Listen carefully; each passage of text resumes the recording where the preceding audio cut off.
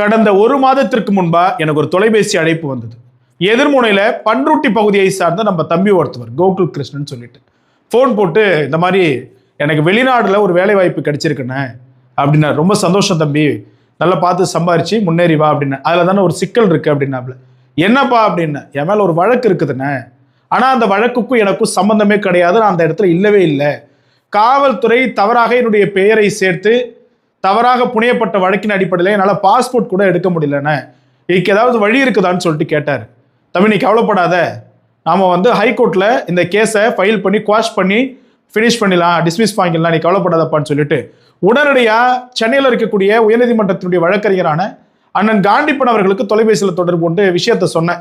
ஆனால் அந்த மாதிரி பொய்யான வழக்கு போட்டிருக்காங்க நம்ம பையன் மேலே, அந்த இடத்துல அந்த பையன் இல்லை, ஆனால் அந்த பையன் இருந்து அந்த சம்பவத்தில் இருந்ததா அதில் பேர் சேர்க்கப்பட்டு இருக்குன்னு சொல்லி இதை எப்படியாவது நீங்கள் குவாஷ் பண்ணுங்கண்ணே அப்படின்னு சொல்லிட்டு நான் அவங்கள்ட்ட சொன்னேன்.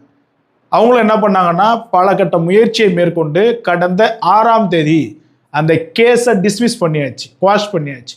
இந்த பையனுக்கும் அந்த சம்பவத்திற்கும் எந்த சம்பவமும் கிடையாது, தவறாக அந்த பையனுடைய பெயர் சேர்க்கப்பட்டதுன்னு சொல்லிட்டு அந்த வழக்கை முடிச்சாச்சு. ஏன் அதை நான் சொல்கிறேன்னா, தமிழ்நாட்டில் நம்முடைய பிள்ளைகள் மற்றவங்களா இருந்தாலும் சரி தான், நிறைய பேர் மீது காவல்துறை தவறான பெயரை சேர்த்து வழக்கு பதிவு செஞ்சிருக்கிறார்கள்.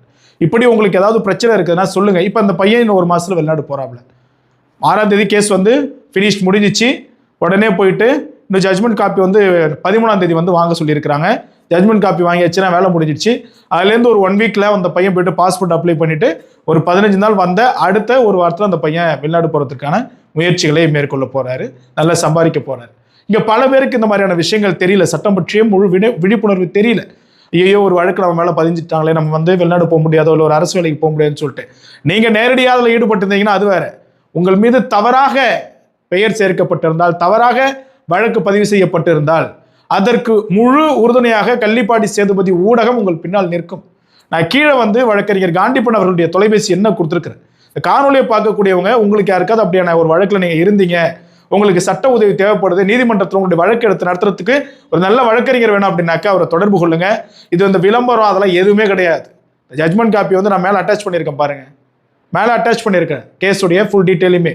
எதுக்குன்னா இப்போ யார் மூலயமா போய் எவ்வளோ செலவு பண்ணி கஷ்டப்படுறதை விட அவருடைய குடும்ப சூழலை புரிந்து கொண்டு எனக்கு இந்த கட்டணத்தை மட்டும் கொடுப்பான்னு சொல்லிட்டு ஒரு உடன் பிறந்த அண்ணன் போல இவர் அந்த கேஸை முடிச்சு கொடுத்துருக்காரு. ஸோ எவ்வளோ பேர் பாதிப்பில் இருப்பீங்கல்ல, உங்களை மீட்டெடுப்பதற்கான ஒரு புதிய முயற்சி தான் இது. அதனால யாருக்காவது பிரச்சனை அப்படின்னாக்க இந்த மாதிரியான கேஸில் நீங்கள் மாட்டிருந்தீங்கன்னா அவங்களுக்கு கான்டாக்ட் பண்ணி பேசுங்க. நன்றி.